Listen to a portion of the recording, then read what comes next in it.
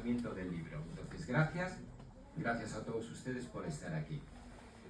Cynthia Buzó nació en Ciudad de México, es una escritora por tanto mexicana, pero siempre con una conexión muy cercana a España y especialmente a Galicia. Y eso la llevó en el año 2019 a mudarse y venir a residir aquí en México. Abogada, ha tenido una carrera muy exitosa en el mundo de la energía, pero como buena Géminis tiene una polaridad marcada, tiene su lado racional de abogada, pero también tiene su lado creativo, y dentro de esta faceta ha desarrollado una carrera también de escritora, de poetisa, de ensayista.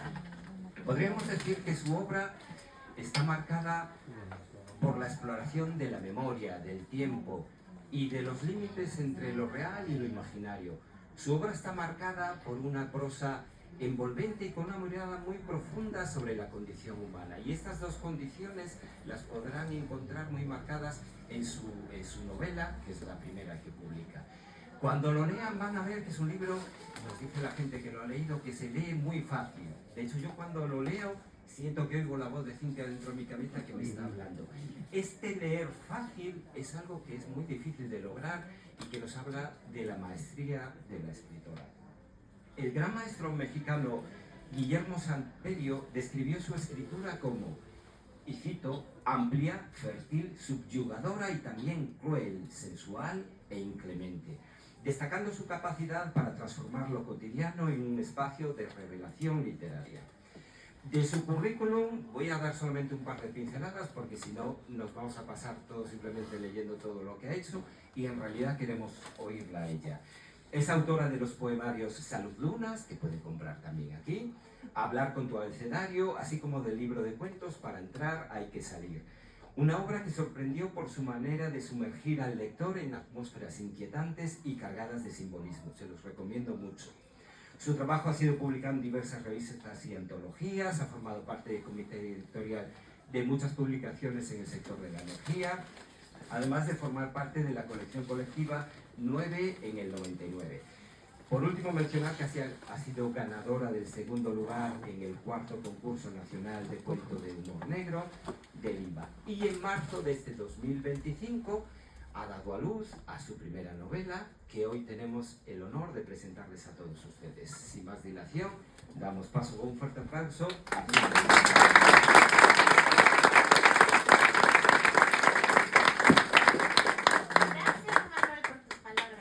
Era tu marido, ¿no? Sí, ¿no? Me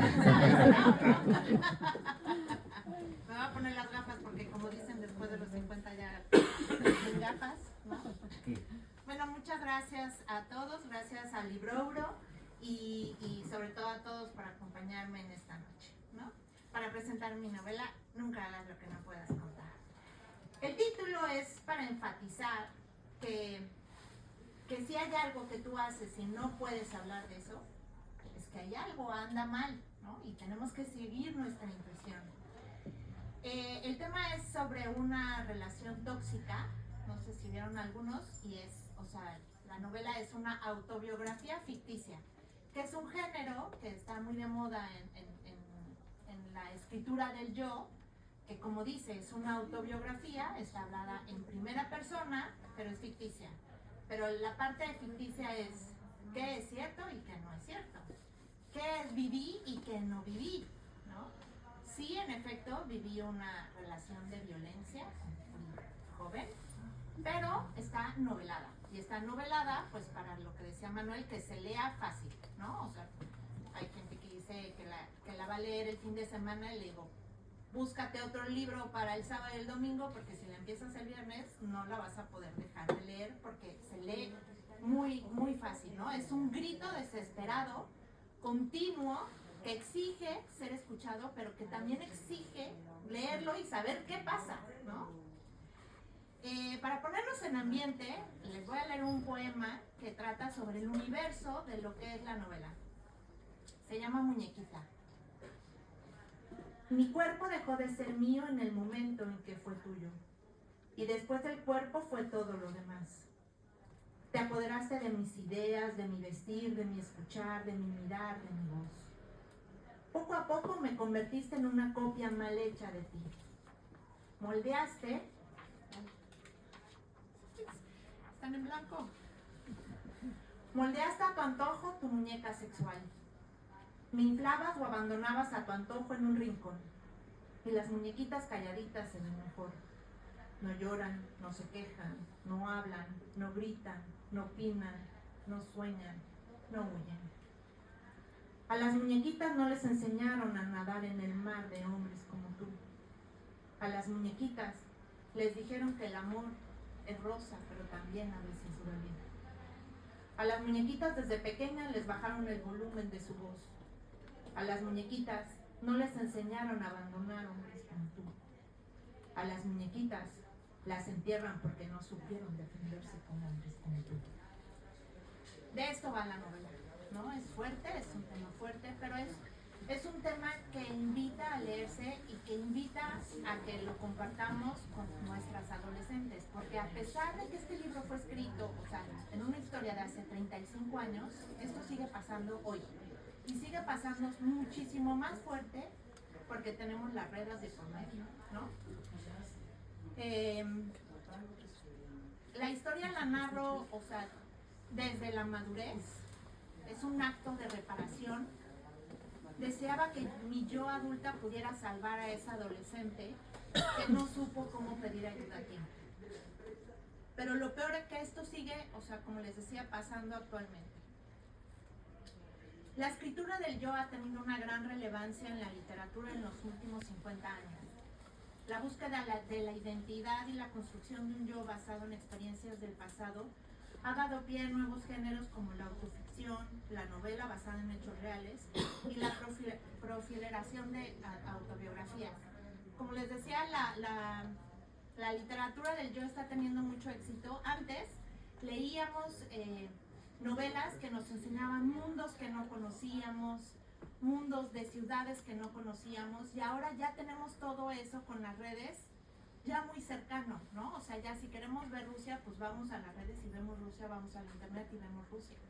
Pero ahora lo que nos interesa es conocernos a nosotros mismos, saber qué está pensando el vecino, porque al vecino ya no lo conocemos, ya no nos saludamos con los vecinos, pero en el fondo queremos saber qué piensa, cuáles son sus pensamientos secretos, ¿no? ¿Cuáles esas cosas que vamos maquinando en nuestras mentes? Y por eso la literatura del yo está teniendo tanto auge.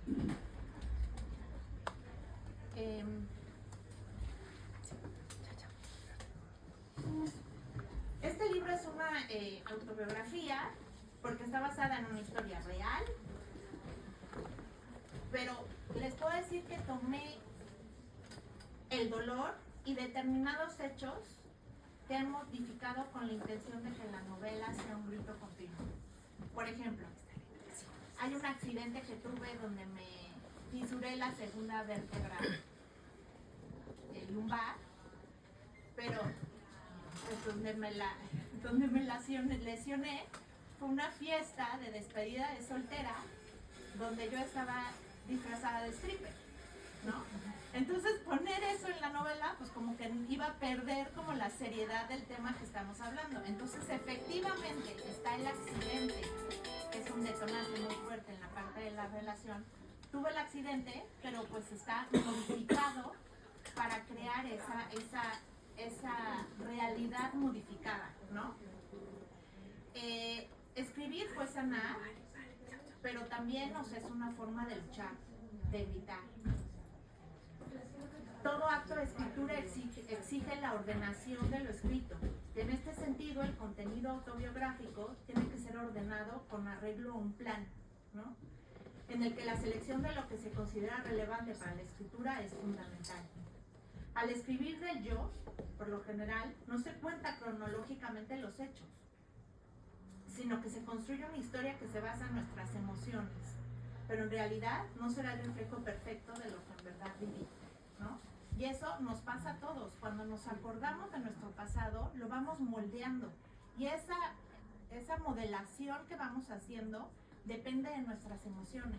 Y hay muchos recuerdos que tenemos de nuestro pasado que tal vez no sean tan fuertes, no sean como los vivimos, pero como tienen un peso emocional muy fuerte, los transformamos, ¿no? Y más de niños, transformamos muchísimo nuestro pasado. Entonces, al escribir esta novela, traté de basar los capítulos en una emoción que demostrara la soledad que estaba sintiendo la personaje, ¿no? Entonces, por eso yo creo que como nos han dicho, gracias a Dios, o sea, se lee fácil, ¿no? Es una novela que invita a leerse, porque está escrito desde la emoción, desde ese dolor desgarrador, y que se los quise mostrar de una manera pues un poco más suave, ¿no?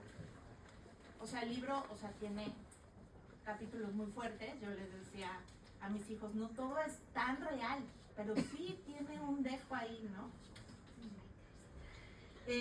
La autobiografía es una herramienta para tratar la violencia en el noviazgo, que a través del recuerdo de hechos reales estuve el dolor y la realidad detrás de la ficción, con la finalidad de explorar la identidad y mostrar la destrucción del yo.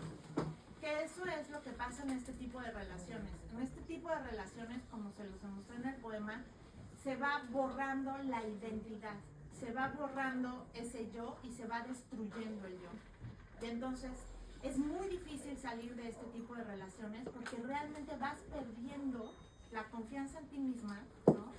Y yo, por ejemplo, o sea, no le quería decir a nadie porque si le decía a alguien lo que yo estaba viviendo, pues después me iban a decir, pues, ¿qué sigues haciendo con este imbécil, no?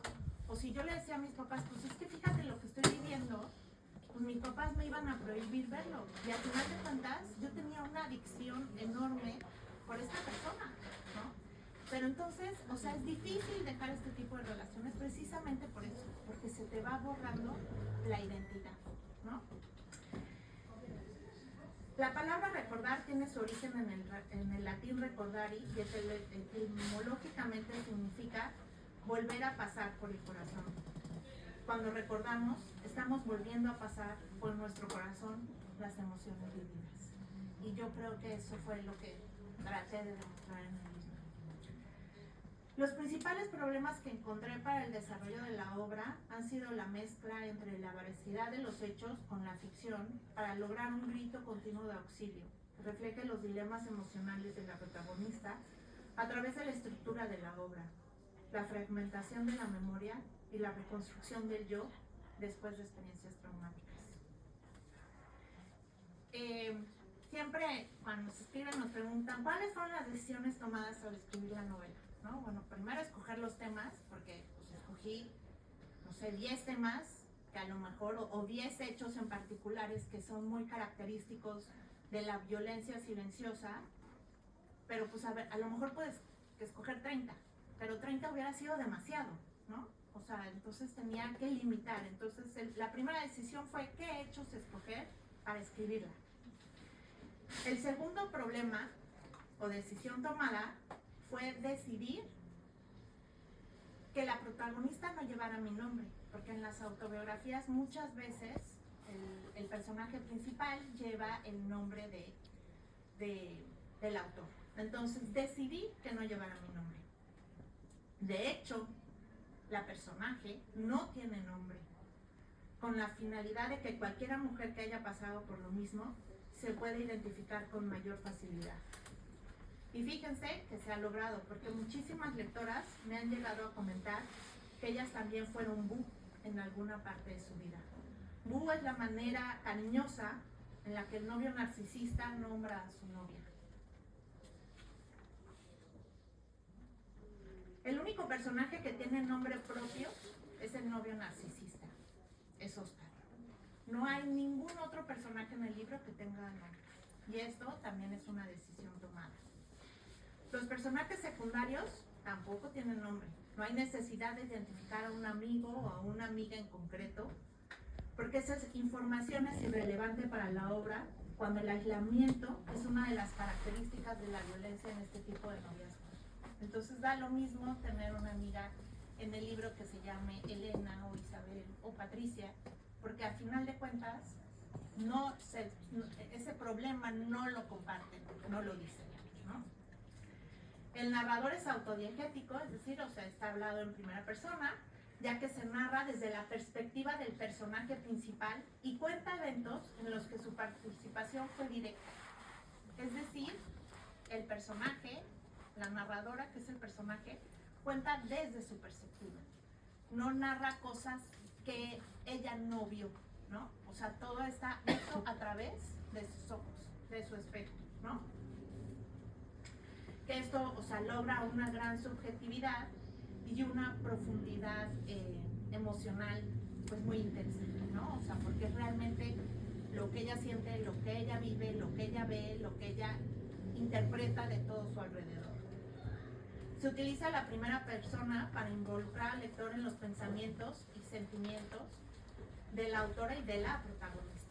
Entonces se vuelve a jugar en esto que les digo de la autobiografía ficticia, qué parte del libro soy yo y qué parte no, ¿no? Aquí está una amiga mexicana que vino hoy, Lorena, que es mi amiga del kinder, y llegó y lo primero que me dijo fue, ¿pero es tu historia o no es tu historia? Y dice, porque a veces sí, como que identifico que eres tú, pero a veces no, ¿no? Entonces eso es lo que se intenta lograr con este tipo de autobiografías. La obra utiliza elipsis temporales para saltar entre eventos importantes, manteniendo el ritmo, lo que les decía, esta importancia del ritmo en la novela, ¿no? También el tiempo parece detenerse en momentos de introspección, lo que permite al lector experimentar la angustia y las dudas de la protagonista, que son cruciales para entender el estado emocional de la protagonista. Que prácticamente el estado emocional de la protagonista es, como les decía, borrar de la identidad y sobre todo una soledad infinita, donde ya ella deja de hablar porque no quiere compartir el dolor. Porque aparte de que no quiere compartir el dolor, no quiere que la separen del que le produce el dolor, ¿no? Que es este narcisista. Otra de las decisiones